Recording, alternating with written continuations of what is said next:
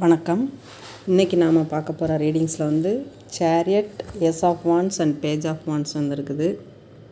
இது ஒரு புதிய தொடக்கத்தையும் நல்ல வளர்ச்சியையும் புதிய வேலை வாய்ப்புகளையும் ஏற்படுத்தக்கூடியது. உங்களுடைய க்ரியேட்டிவிட்டி பவர் நல்லா வேலை செய்யும். ஒரு லாங் ட்ராவல், ஒரு டூர், உல்லாச பயணம் போகிறதுக்கான வாய்ப்புகளும் இருக்குது.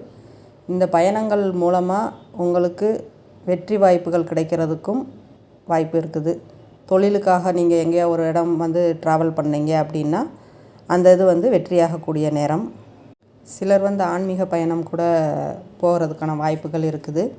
ஸோ இந்த 3 கார்ட்ஸுமே ஏதோ ஒரு விஷயத்தை வலியுறுத்துது. நீங்கள் ஏதோ ஒன்று மறந்துருக்கிறீங்க, இல்லை செய்யாமல் இருக்கிறீங்க, அதை செய்ய சொல்லி வலியுறுத்துது. நீங்கள் போகின்ற பாதை சரியான பாதை தான். ஆனால் சம்டைம்ஸ் நீங்கள் மற்றவங்கள உங்களோட கண்ட்ரோலில் எடுக்கணும்னு நினைக்கிறீங்க. அது வேண்டாம். உங்களை நீங்கள் செல்ஃப் கண்ட்ரோலாக வச்சுக்கோங்க. அதுக்கப்புறமா அடுத்தவங்க தானாக கண்ட்ரோல் ஆகிடுவாங்க.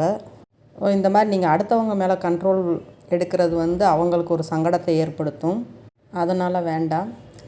இந்த கார்ட்ஸ் ஃபயர் சைன், மேசம், சிம்மம், தனுசு 3 தர்ம ராசிகளை குறிக்குது. அதனால் நாம் நேர்மையான வழியில், உண்மையான வழியில் போகும்போது நமக்கு வெற்றி கண்டிப்பாக நடக்கும்.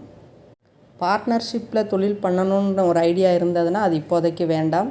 கூட்டு தொழில் உங்களுக்கு சங்கடத்தை கொடுக்கக்கூடியது. இப்போதைக்கு வேண்டாம். இது ஒரு டைம்லெஸ் ரீடிங் தான். உங்களுக்கு பிடிச்சிருந்தது அப்படின்னா லைக் பண்ணுங்கள், ஷேர் பண்ணுங்கள், சப்ஸ்கிரைப் பண்ணுங்கள். தேங்க்யூ. எல்லோரும் நலமுடனும் வளமுடனும் வாழ வாழ்த்துக்கள்.